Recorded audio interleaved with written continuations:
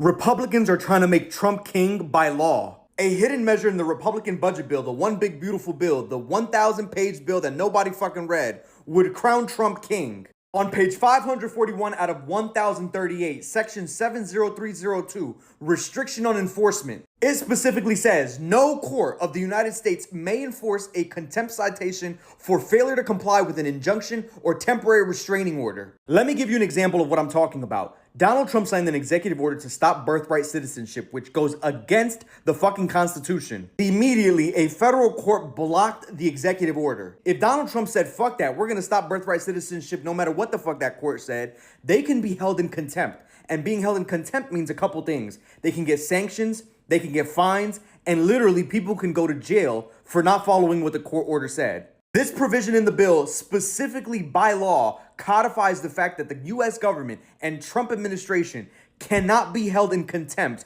cannot be given sanctions, cannot be given fines, and nobody can go to jail for not obeying what the fucking court says. Here's the thing, Senate Republicans didn't think that that went far enough, so they took it out of the bill and are putting something even worse in.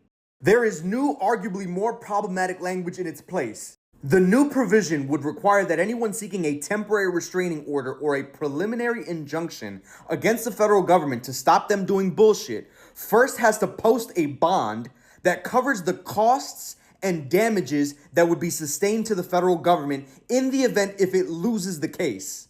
The new language says, restriction of enforcement. No court of the United States may issue a preliminary injunction or temporary restraining order against the federal government if no security is given in an amount proper to pay the costs and damages sustained by the federal government.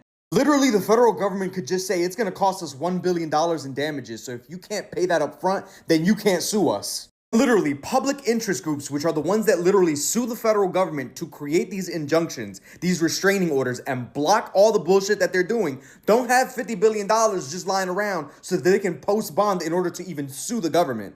If you have to pay billions of dollars in order for you to even sue the government to stop them, then that means nobody can sue the government ever. If you can't stop Donald Trump from doing what he wants to do, America, you officially have a fucking king.